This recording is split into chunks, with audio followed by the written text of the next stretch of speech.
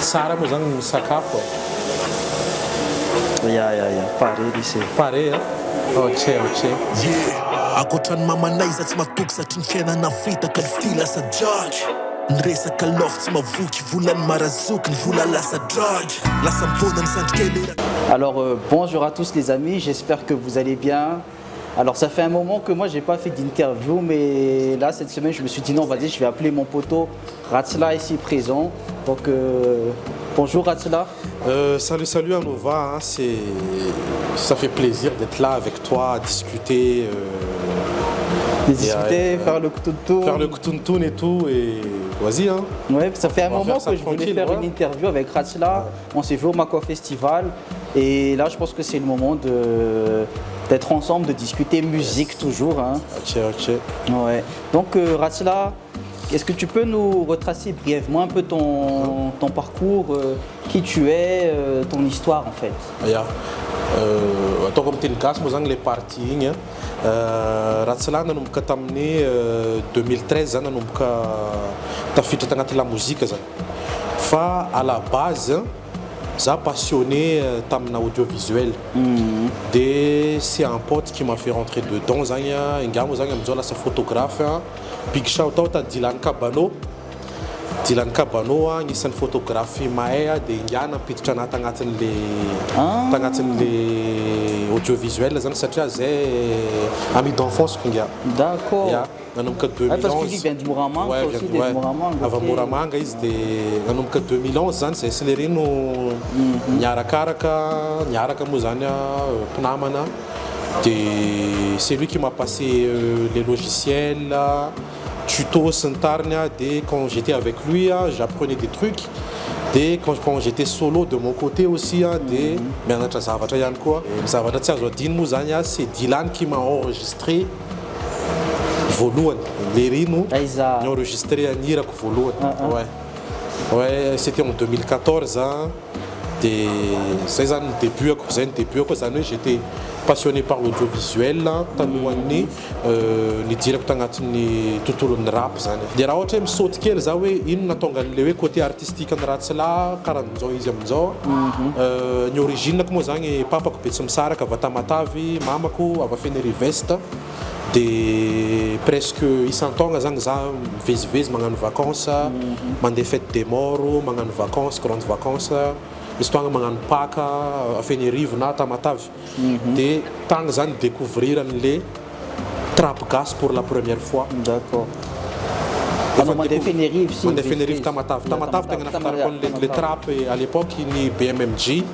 Masaya moa zany groupe ny Shadow Banks, Black tout ça zany. Sy ny tariny tamin'izany. De teo zany découvrir an'le trap. Donc c'est comme ça que tu as développé ton style zeng. Par rapport à les références de la C'était en 2015 zany anisan'ny tegna hoe nanisy claque be anahy zany hoe influencé be anahy tamin'izany nisy événement zay à l'époque Trap Gas Show.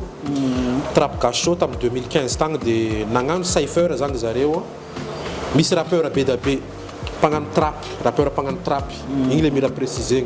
Nisy an'ny Elite atao, nisy an'ny Voy Gang. À l'époque, zareo mbola andavaboay, nisy an'ny Black Masova tamin'izany, nisy an'ny bandy avy Majunga, Mafia West Side, ry Zokila. Teo amin'izay zany découvrir an'le hoe kaika zany am'teny gasy afaka agnanaovagna trap. C'était en 2015. Zay vao découvrir za hoe kaika misy trap am'teny gasy. Nanomboka nagnaraka BMMG za, nanomboka nagnaraka Elite za. De tamin'izany ta Fenerive zany découvrir an'ly satria nagnano vacances tagny za. Nandeha le mouvement zany tatanata aty. Tagny zany découvrir an'le hoe misy trap gas zany de mitady nagnano recherche. Teo zany découvrir Elite. Elite zany groupe na trap avy Tana eto. Zay tegna ni-inspiré be anahy, niondagnako be. De taony nangalako an'le fomba fanoratra tsy de mifangaro loatra amina teny vahiny satria karahan'izay fanoratra an'jareo. De BMMG zany zareo avy Tamatavy ndraiky zany le côté flow, le côté fomba fiposegna ambony instru, le attitude. De zay zany natonga le Ratsla ou lasa Ratsla. Qu'est-ce qu'on fait pas pour la culture mon frère hein? Allez, Là, c'est... toujours.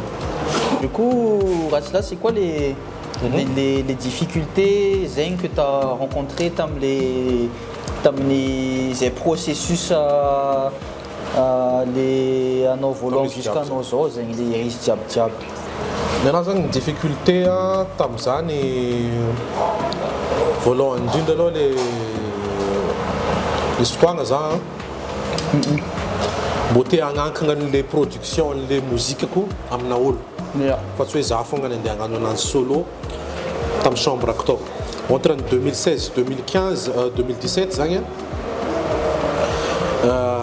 timens nangan va et vient moramanga tanaza nangan la musique tamé mandé à tanaza mais la moramanga à 3h du matin j'arrivais à Tana vers 6h du matin mandé à mon studio faut que vam studio à 17h mandé bien ngamni garoutière mandé à moramanga ouais Zengwe ando zeng mi ala manjeng ando de vengari ça tient quand tu deviens la famille na chambre ouais tout tanaz via c'est de mi ala mandrenga j'avais 16 ans mi ala mandrenga 3h du mat mandé tana enregistre de mirenga moramanga c'est un tenga we difficulté tenga tadito satria tenga andra tsara tenga andra tsara mbote agnandra karany olo taty tana taty conseil ko amin'olo zay monsieur lancé agnaty la musique we miza s'entourer amina olo vonogna agnampy tsy voatery ray aman-dreny fa na prêt-à-pot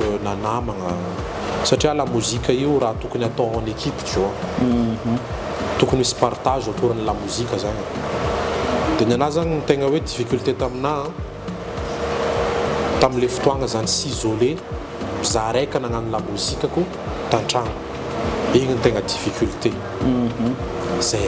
c'est par rapport à une difficulté. Alors, Ratsla, quand on est suivi par des milliers de jeunes, hein, je peux dire des milliers parce qu'il y a quand même pas mal de jeunes hein, qui t'écoutent, est-ce qu'on ressent une responsabilité particulière Zeng, par rapport aux mots, par rapport au thème, par rapport à ton attitude? Et est-ce que tu te sens, à partir de ça, est-ce que tu te sens investi d'une mission? Parce que actuellement, tu es quand même déjà assez connu dans le milieu du rap. Donc toi, comment tu sens cette question en fait? Qu'est-ce que tu peux répondre à ça? Alors, maranga tenga we misi le kara we mission kely zany misy les responsabilités raha tegna ko manokagna zany mahita hoe efa tegna miezaka ihany agnatin'le hoe ezahagna lanjalanjaigna le raha tenenina na le attitude miezaka tsy hoe miezaka tsy mana fotoagna sy ny tariny satria na za amin'izao ary matsapa hoe na ny raha tantaraiko ary niova tsy karaha le raha tantaraiko tamin'ny 2019 tsony ny raha tantaraiko amin'izao 2025 zao.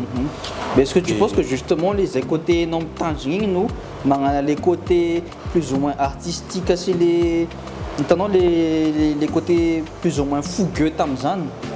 Tu vois ce que je veux dire? Parce qu'avant, tu n'avais pas de limite. Hein, ouais. Alors que maintenant, là, quand tu es connu, la Sochanwe, Miss Limite, ça tient des Suseno, là, non, par rapport à un petit, des 40 ans. Tu vois? Des petits années à nous faire. Si nous avons les côtés artistiques, nous avons les sartre betamna, mais nous. Nanouva Keli, j'ai passé 2-3 ans à nous voir dans les façons dont je fais mes sons là actuellement, tu vois. Ça dit, je voulais pas, ouais, tout le temps quand on a des switch, tu vois.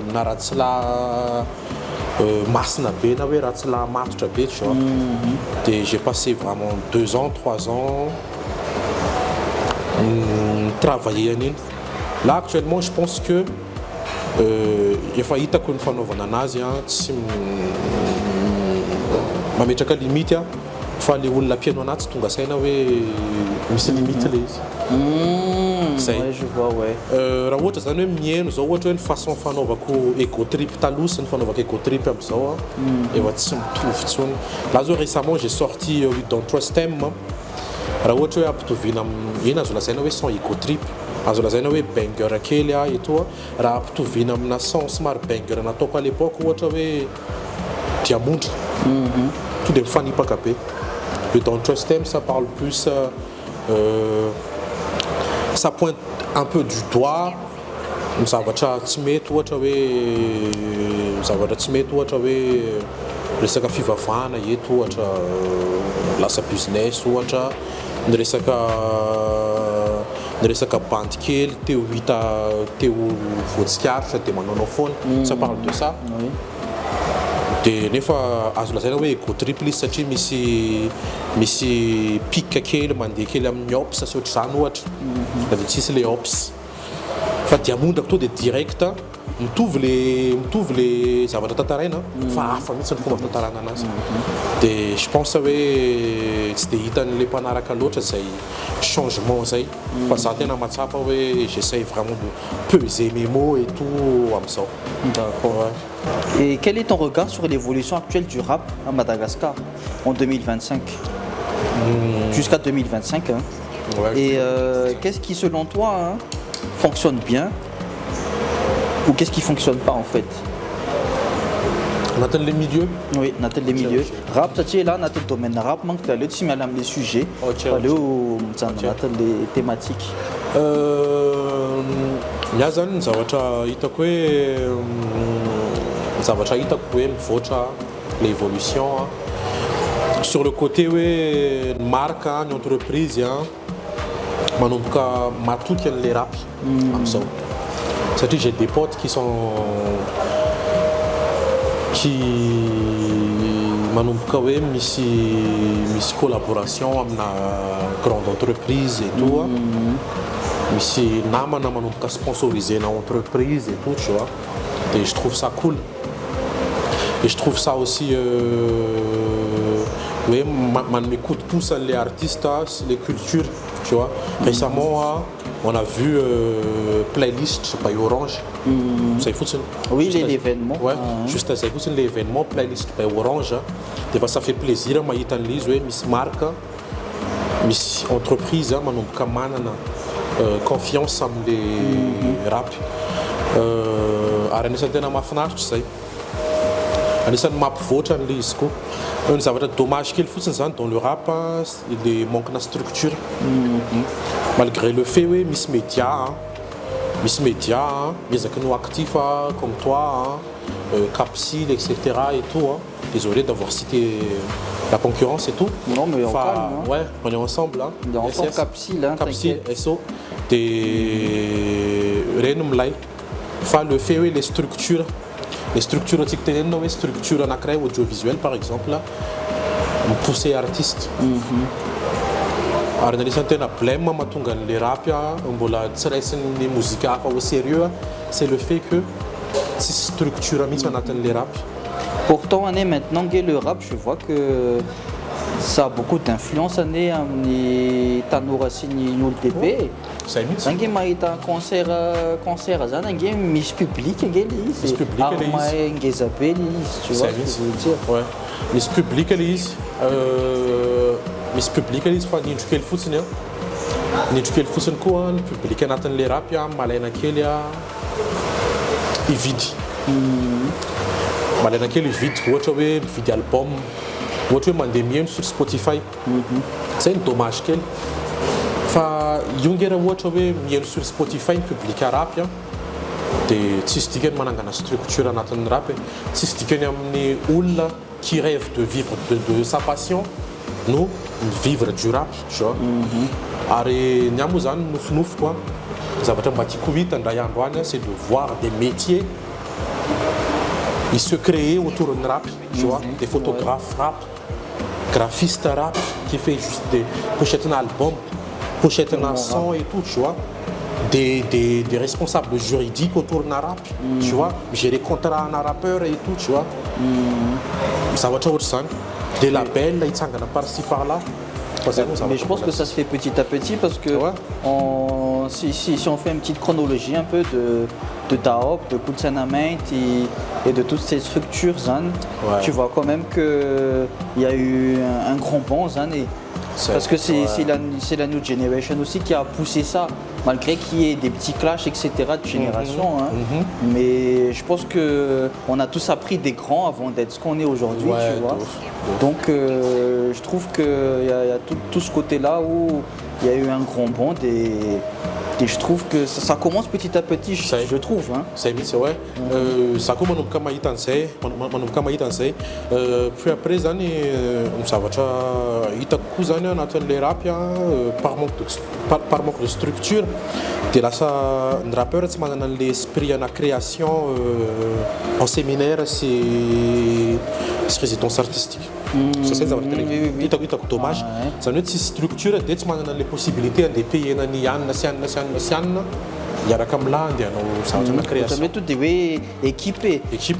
Tu as du genre, oui, bon, ça m'a un beatmaker, ça m'a un son des temps là, au style Hawaii et tout, tu as vraiment une équipe soudée qui t'aide. C'est pas votre musical là. C'est ça, ça veut dire que c'est dommage. Ça besoin de la musique se fait en équipe. C'est si on s'en partage, tu vois. Et ça m'a cité la musique, un drame c'est séminaire, un drame c'est résidence artistique. Peut-être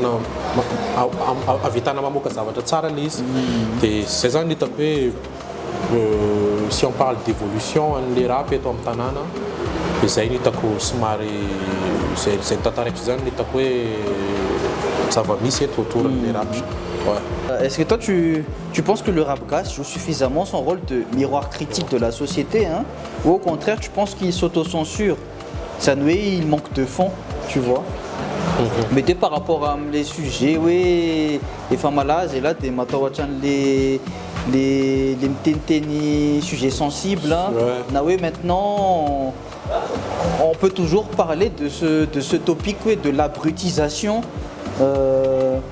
du rap actuel, tu vois. Ouais. Parce qu'il n'y a plus assez de texte, mais c'est plutôt la vibe des ouais.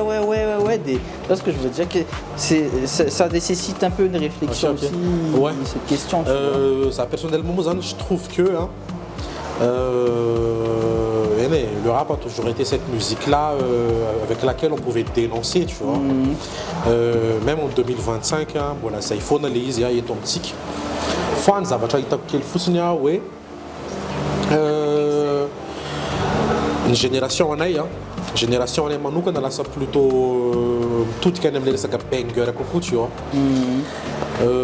Genre nous on veut faire des sons qui est plus destiné à être joué en boîte que de raconter des trucs qui se passent en plein davanage. Il faut que ça ambiance. Au lieu c'est plus comme avant, c'était plus tu boom bap et puis paf tu balances tes punch. Partout et tout. Mais maintenant c'est un peu comme du Fabs Brown, tu vois, ou du ALP où tu vois ça ambiance quoi. Tu vois. Fallait ce qu'on est fan, si voter tout la faune là ici. Ça va être quoi pita.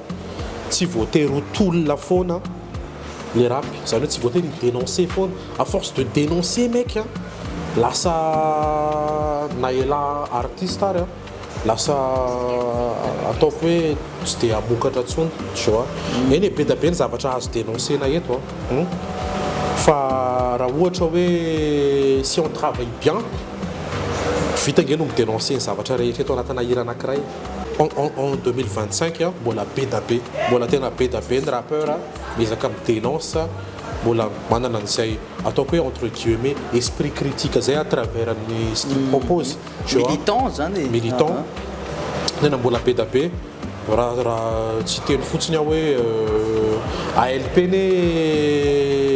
avec des couplets très imagés, mais on a là tu vois des images partout, tu vois, mais on les là, mais il ça de ce qui se passe. Il y a un quartier, il y a tout le lien, liste voter avec rien on tire tu vois, voter ça, à travers des histoires. Quand on a pandia, il y a un quartier, il faut à étang là, il y a un sano, il y a un mission, tu vois. Mon nouveau podcast. Mon nouveau métier, mon nouveau podcast, c'est un enfant là, t'es un enfant ça ça t'y censure, hein? Un podcast, c'est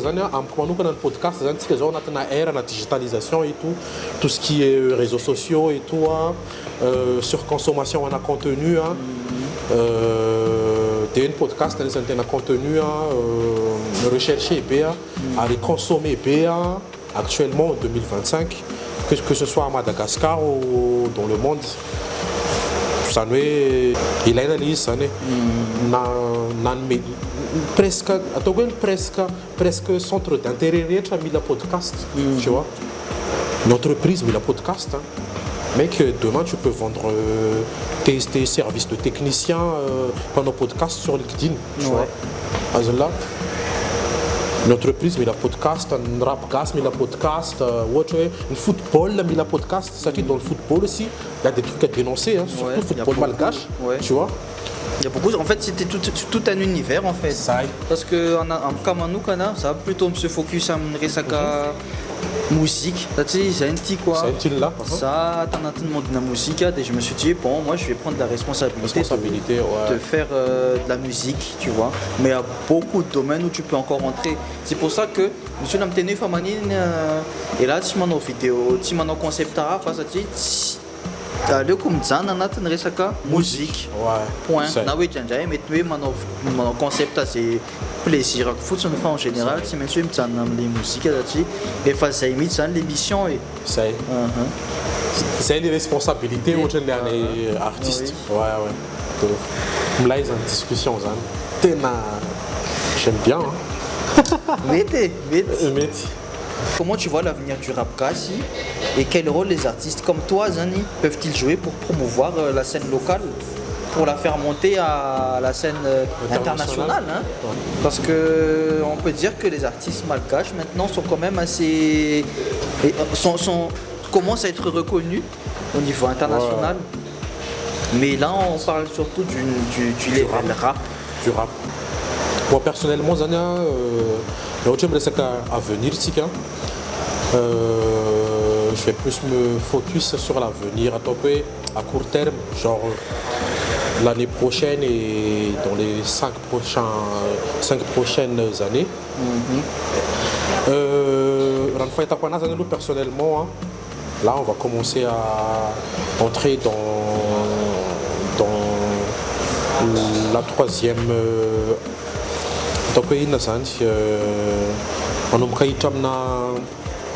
âge d'or en rap. Là, après un petit tour de 2025, ça va bouger fort de partout. Hein.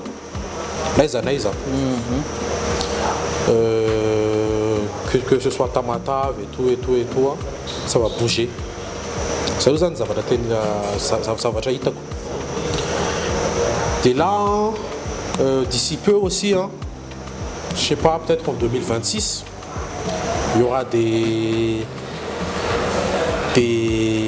Missy Star Vovo du rap malgache, tu vois, qui vont monter. Émerger.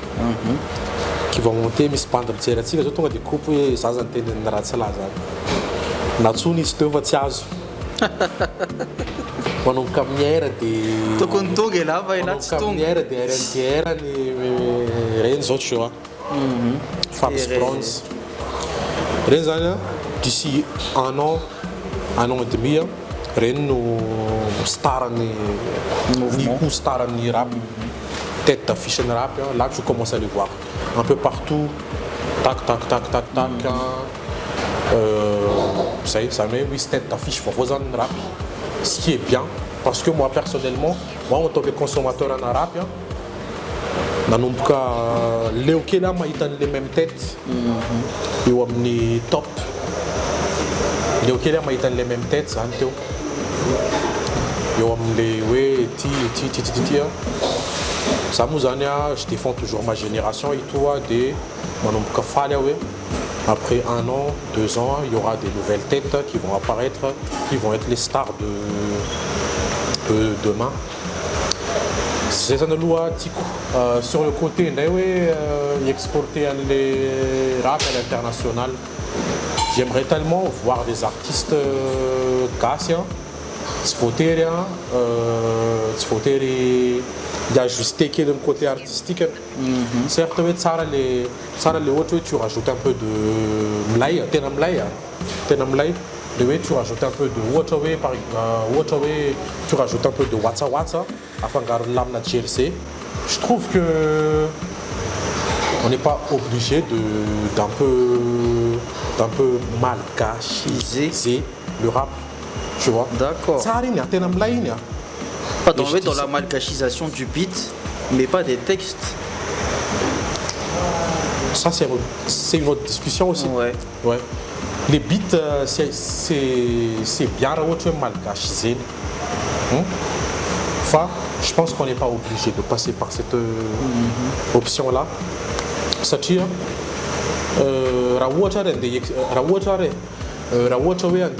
exporter des beatmakers à l'international, tu vois. Il faut que nos beatmakers produisent des sons comme les Metro Booming, oui, justement, tu vois. Il faut qu'il y ait ce level-là. Ouais. Je pense qu'ils sont trop laissés pour compte en... Ça y est, ouais. C'est un autre sujet. Ouais, dans le rap.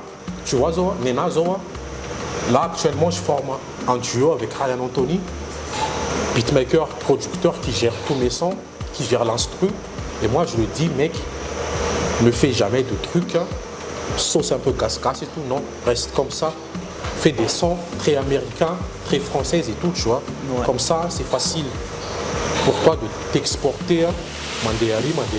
Ça, tu sais, les temps, tu vois. Il faut structurer, toi. Alors, mais ça comme 8 ans face ça, mais ça comme 8 ans où l'année fait là, un son qui leur parle. Puis après, les fans là, tu essaies de représenter comme les Boy font, comme les Kida qui font, comme shout-out à Alvin Brown Beats, qui essaie de représenter, tu vois. Tu n'es pas obligé de mal cachiser. Fatsarin, Tenatsarin, Manana venir, Rap Malakasia, on a tenu à s'exporter à l'international. Alors pour terminer, Ratsla, on arrive à la fin de cette interview. Mais j'aimerais que tu... C'est toujours dans cette dynamique de motiver les jeunes. Parce que je trouve que les jeunes d'aujourd'hui, ils n'ont plus de repères. Et je pense que nous, on a cette responsabilité-là de justement d'être des références pour eux. Donc toi, c'est quoi le conseil que tu aimerais donner aux jeunes qui t'écoutent, qui veulent entrer dans le rap, et qui seront les stars de demain, quoi, comme Ok. Un conseil qu'il faut donner, les gars, arrêtez de faire de la musique seul dans votre chambre. Arrêtez ça, les gars. Arrêtez ça. Oui, t'es d'avant. Oul, il y a un listen. On a musique, mais il y a un listen. T'es d'avant, ou la raille, ou la roue, ou la tête. C'est le volume. Mais là, il me confie tâche, nous les années là, il me délégué, ça est. Mais là, il me délégué, t'es faté loin. Un secret en liste, il y patience. Mais la passion, c'est la mec. C'est là les femmes mec, les femmes indiquent ça na tout tu là. Te ita quel phone ita phone yo. Outra zo exemple. Nous on était passé moi avec Fabs. Les gars qui étaient passés en bouffe ça. Ça Fabs ça Kim Sogami, Ryan Anthony, Rosinot, ces gars-là, c'est en bouffe dans cette culture, c'est ouais, live rap casse. C'est les live rap casse, tu vois, on a eu cette notion-là, cette notion-là de comment performer, tu vois. Et là, des fois, mais ça va être là, avant d'être un rappeur studio, il a une akuni, bah oui, rappeur qui assure sur scène, tu vois. Ça sert à rien d'être un rappeur si t'assures pas sur scène, tu vois. Ces années, mais ça va jamais travailler dans les années. Les années de patience, ça n'a pas été lancé. Mais tu es percé là en douane. T'as fait un son, t'as fait un EP, t'as percé. Mais sur l'organisateur, un bouquet là, en live et là rapide. Ça va être chaud pour toi, mec. Ça va être un peu chaud, ça tire. T'es passé très vite de rappeur studio à rappeur oui, scène en live. Alors, une expérience dans la musique, c'était oui, mesuré dans l'autre, tu as fait combien d'années de studio? Tu as fait cause na bande, tu as fait ou toi, Nisaina, oui, tu as fait combien d'années de scène? Là, Zohar, il fait 25 ans de scène, tu vois. Quand même. Hein. Quand même. Et ça, si le gars, il a fait 5 ans de studio, non mec, de scène, ça mais ça va être non, mais la patience. Et là, les familles en train de se faire là, comme la patience. Ça a été na afatra ngamba inukwe na finaritra ny fiarahana teto a inoko koa hoe tsy nifenoko information be da be ny lohan'ny lisany a de bon courage à Nova pour le montage. En tout cas, merci beaucoup Ratsla d'avoir accepté cette interview. Hein. Échange constructif après ça, c'est thématique intéressante. Nous on a abordé tes vidéos.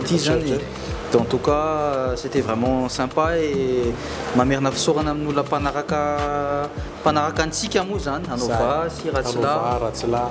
Et merci beaucoup Ratsla. Hein. Bon, on va continuer à manger nous parce que normalement on devait avoir les canards laqués d'Anova. Normalement tap capé. Ouais, il faut que Milamana Dranine à Nova. Ouais, il faut aller. J'aime bien comment il place. Hein. J'ai commandé ça. Ouais. Ça en tout cas, merci beaucoup, mon ref. Merci beaucoup et on est là. À plus tout le monde. On est là. Ciao. Ah, Vietnam, c'était ouais. Là, on a presque plus de feu. Ah, on a commencé.